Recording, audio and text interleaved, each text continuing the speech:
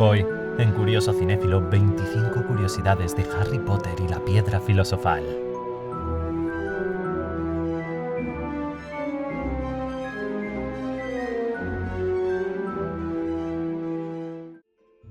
¡1! Idea original. Warner Bros. Consideró realizar toda la saga de Harry Potter en versión animada o incluso combinar varios libros en una única película. Esto se debió al miedo a los posibles retrasos de la producción que podrían hacer que los actores envejeciesen más rápido que los propios personajes de los libros. Pues fue finalmente la autora J.K. Rowling quien vetó ambas ideas. Warner se tuvo que adaptar a todas y cada una de sus exigencias y producir las 8 películas de manera ininterrumpida para poder mantener a los mismos actores durante toda la saga. 2. Only British.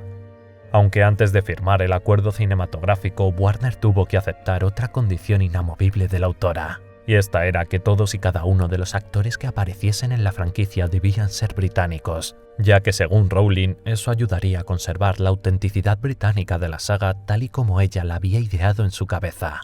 Esta condición se suavizó con el tiempo y abrió la puerta a actores de procedencia irlandesa para que así pudiese unirse al elenco el mítico actor irlandés Richard Harris en su papel de Dumbledore. Aunque es curioso que este únicamente aceptó porque su nieta, fanática de los libros, le amenazó con no volver a hablarle si rechazaba la oferta.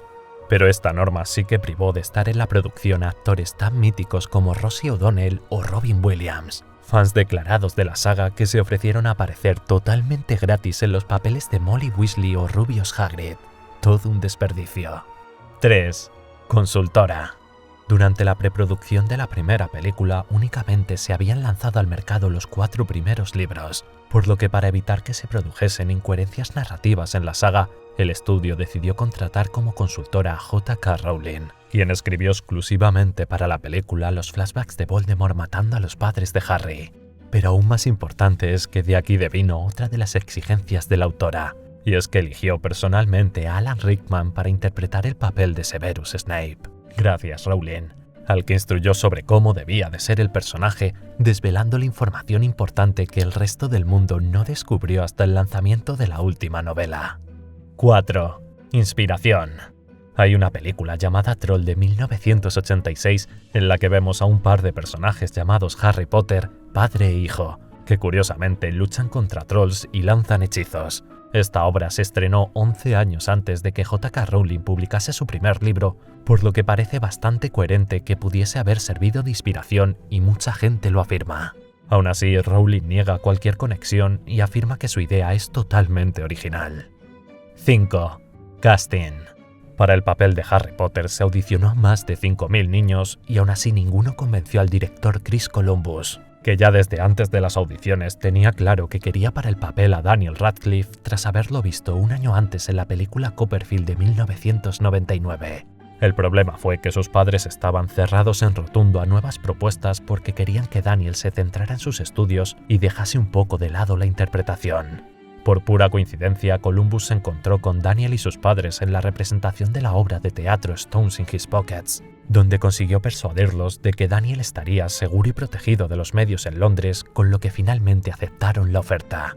Es curioso que previo a este suceso el actor Liam Aiken llegó a conseguir el papel de Harry Potter, pero al día siguiente se revocó la oferta de inmediato cuando se descubrió que no era británico. Las normas de Rowling. 6. Harry.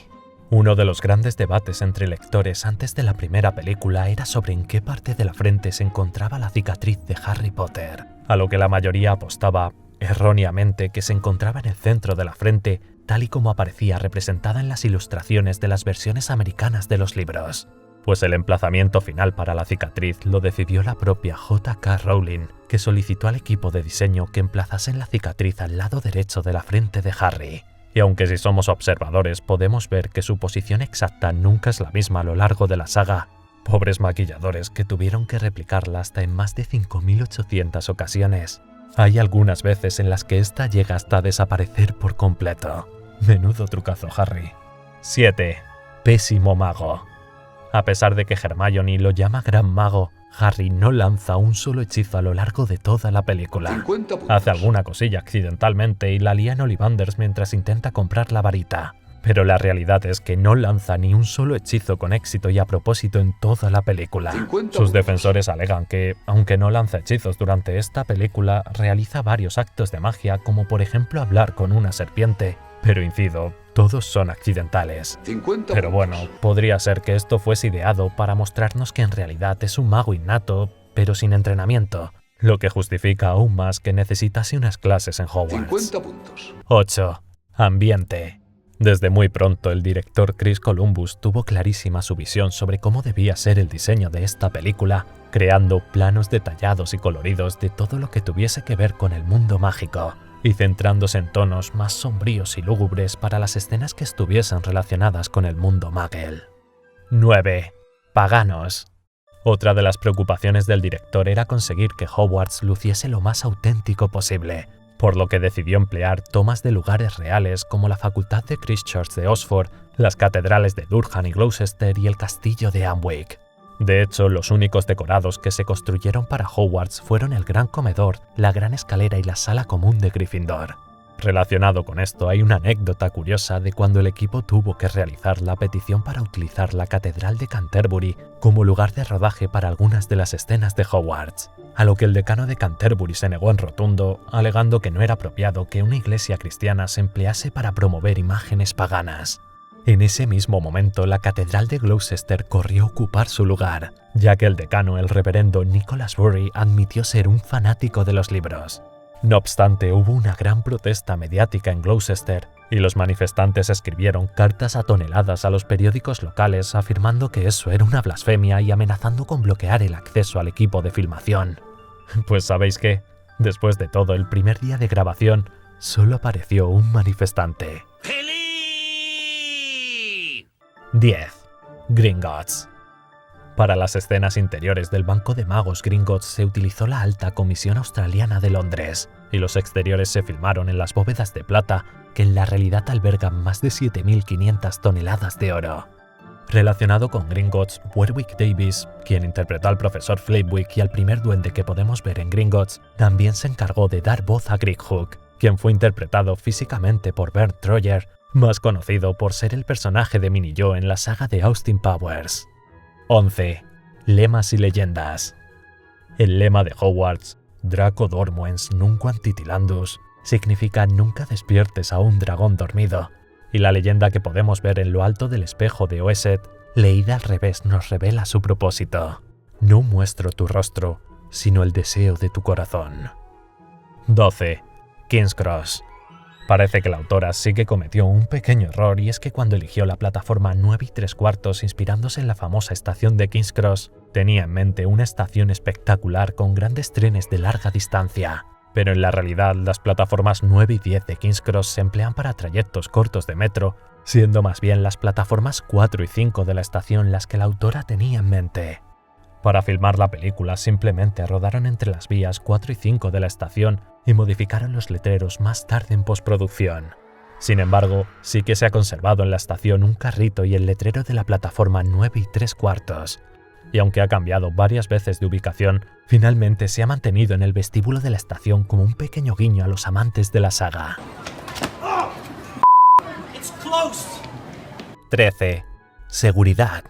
Para las velas flotantes del gran comedor se emplearon candelabros en forma de vela que contenían aceite y mechas encendidas que se suspendieron de cables que oscilaban de arriba abajo, creando la impresión de que estaban flotando. En una de las secuencias, uno de los cables se rompió debido al calor de la llama, cayendo la vela al suelo. Afortunadamente nadie resultó herido, pero desde ese mismo momento se tomó la decisión de emplear CGI para las velas en las siguientes películas. 14. Gran comedor. Toda la comida que podemos ver en las diversas fiestas del Gran Comedor durante la primera película es comida real, debido a que Chris Columbus quería que los banquetes se asemejasen lo máximo posible a las descripciones del libro, con roast beef, jamón, pavo y todos los diferentes adornos. Desgraciadamente, grabar bajo la potente iluminación del set durante varias horas hacía que el calor deteriorase la comida más rápido de lo normal, y aun cambiándola varias veces durante la jornada, esta terminaba desprendiendo un olor poco agradable. Se aprendió la lección para las siguientes películas y comenzaron a congelar alimentos reales para poder hacer moldes y copias fundidas en resina. 15. Piedra filosofal. En un momento de la película se nos desvela que el hechicero creador de la piedra filosofal fue Nicolas Flamel. Este personaje ya ha aparecido anteriormente en otras sagas famosas como Indiana Jones y el Código Da Vinci. Y la historia real detrás del personaje ficticio es realmente curiosa, ya que parece que se trataba de un alquimista francés del siglo XIV del que se rumoreaba que era capaz de convertir metales en oro y que había creado la piedra filosofal. Su muerte en 1418 estuvo envuelta en misterios y se rumorea que realmente vivió durante cientos de años. 16. Ajedrez. El juego de ajedrez de los magos, al que Harry y Ron juegan en el gran comedor, se inspira en las piezas que se encontraron en una playa de la isla de Lewis, Escocia, en 1831 y datan del siglo XII. En total se recuperaron 93 piezas, de las cuales 11 se encuentran actualmente en el Museo Nacional de Escocia en Edimburgo y 82 en el Museo Británico de Londres. Además, se contó con la asesoría del maestro internacional de ajedrez Jeremy Silman, que fue quien ideó todos los movimientos de ajedrez de la película. Como curiosidad, la elección de apertura semiabierta de Ron se conoce como defensa escandinava, de la que se dice que es altamente impredecible y que rara vez termina en tablas. Además, parece que Ron podría haber dado jaque mate a las blancas más rápido si hubiese sacrificado a Harry, pero optó por sacrificarse a sí mismo para salvar a su amigo. Todo un crack. 17. Hagrid. Algunos fans destacaron que la caracterización de Hagrid es idéntica al personaje de Robbie Coltrane en Blackadder's Christmas Carol de 1988.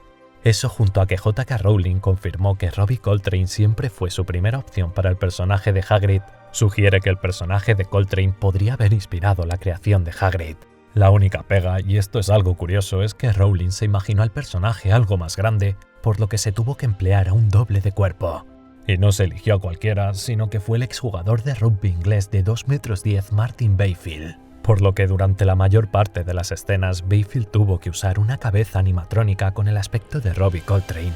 Para los más fans, esta cabeza se exhibe actualmente y se puede visitar en los estudios de Harry Potter en Londres.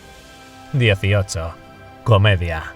El famoso cómico inglés de los años 80, Rick Mayall interpretó al gamberro fantasma Peeves en la película, pero sin previo aviso, todas sus escenas fueron eliminadas por completo del film y el cómico no lo supo hasta después del estreno, ya que nadie le avisó.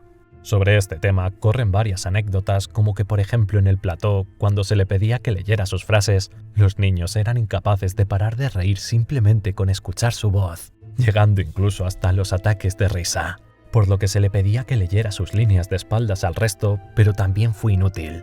Finalmente lo intentaron pidiéndole que fuese al otro extremo de la catedral y gritara sus frases, lo que fue incluso aún peor e hizo reír más a los niños.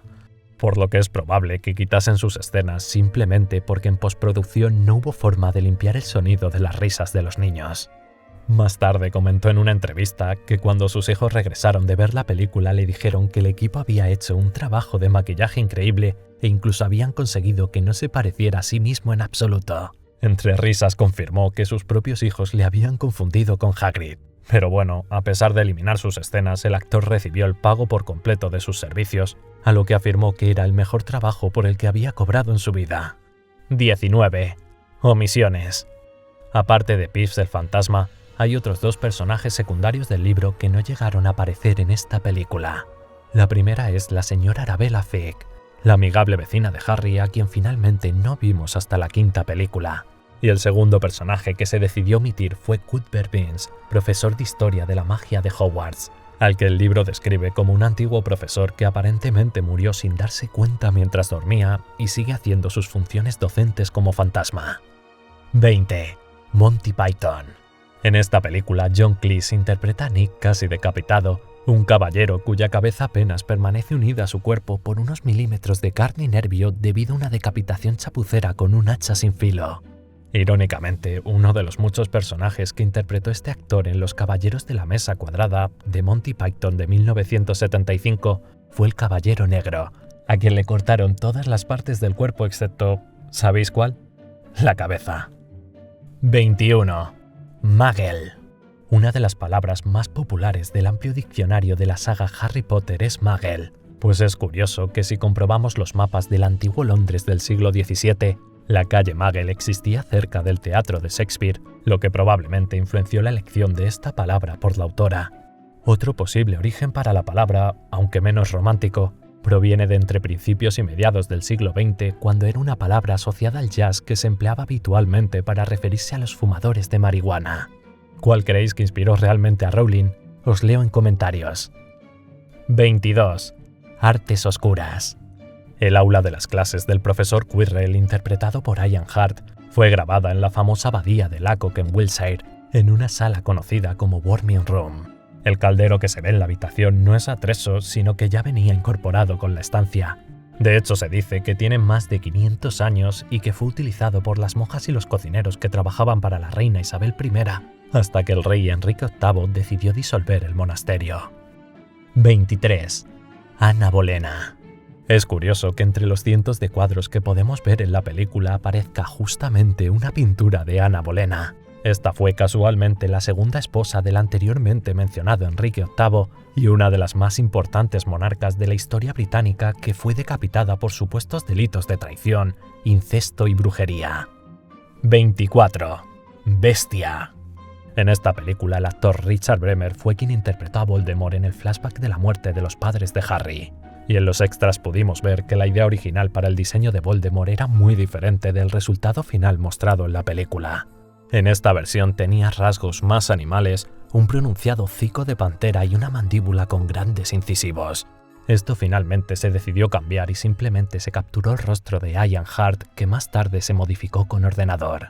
Lo curioso aquí es que lo que realmente lo inspiró fue una leyenda popular sobre un noble británico del siglo XIX llamado Edward Mordake.